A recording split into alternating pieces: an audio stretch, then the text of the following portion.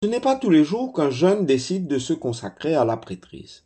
Pour preuve, le diocèse de Port-Louis ne compte qu'une cinquantaine de prêtres et 44 religieux, ce qui est pour le moins très restreint pour 40 paroisses et 300 000 fidèles. Lorsque la crème des intelligences académiques décide de rentrer dans les ordres, cela semble d'autant plus atypique qu'exceptionnel. Aussi, lorsque Cédric Lecordier a été ordonné dimanche dernier, l'événement fut marqué par un intérêt médiatique particulier qui n'a pas manqué de souligner qu'il a été parmi les premiers aux examens de la HSI en 2008, ce qui lui a valu le privilège d'être couronné de laurier, célébrant l'excellence académique de cette année-là. Être lauréat de la Bourse d'État est non seulement une distinction, mais aussi une tradition bien enracinée à Maurice, et ce depuis 1818. En cette année, le système récompensa le meilleur candidat aux examens de fin d'études. Au seul collège royal à cette époque, fut institué par les Anglais. Une bourse d'enseignement supérieur permettant aux vainqueurs de poursuivre ses onéreuses études en terre anglaise lui était accordée.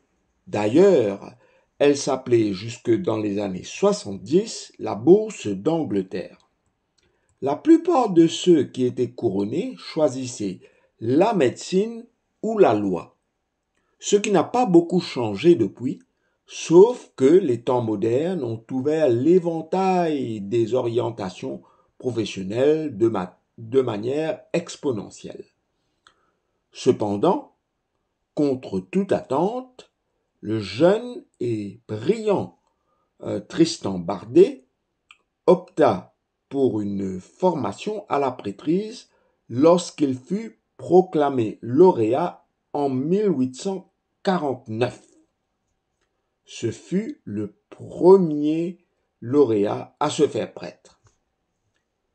Avant lui, il y avait un autre lauréat qui s'est fait ordonner, mais d'une part, il n'était pas né à Maurice, et d'autre part, l'Angleterre avait suspendu les bourses, je ne sais pour quelle raison, entre 1823 et 1839.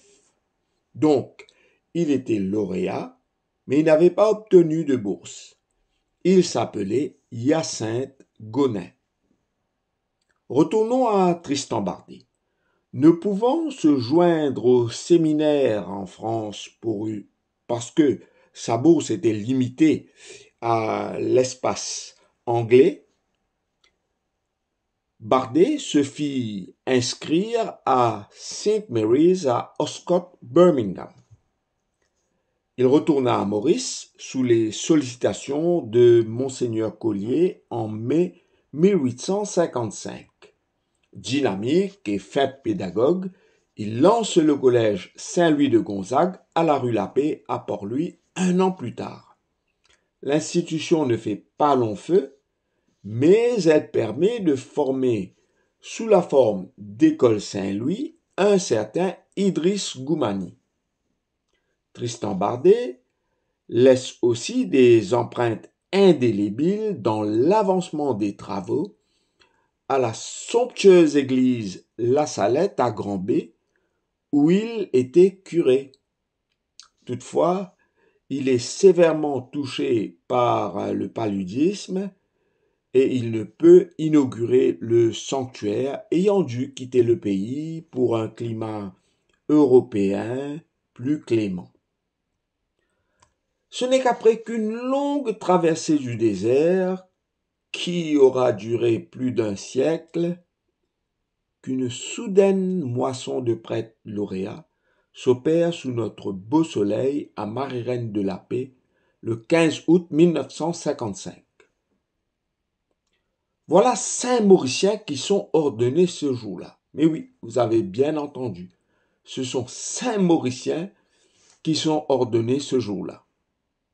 Et parmi eux figurent Henri Espitalier-Noël et Michel Boulet, tous deux récipiendaires de la Bourse d'Angleterre quelques années auparavant, et ils avaient décidé de s'inscrire au séminaire plutôt que d'épouser une carrière séculaire.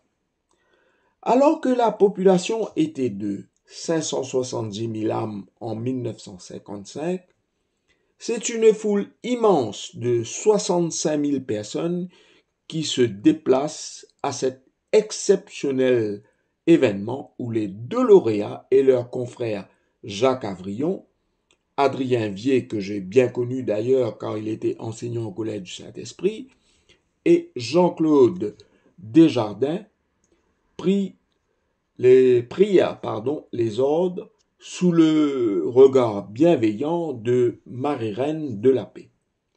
Je me demande bien ce que l'architecte de l'église, Max Boulet, papa du lauréat de la cuvée 1948 au collège Saint-Joseph, a pu ressentir à ce moment-là. D'autant plus que le fiston faisait ce premier pas à un endroit dont la conception et la construction portent la marque de sa contribution.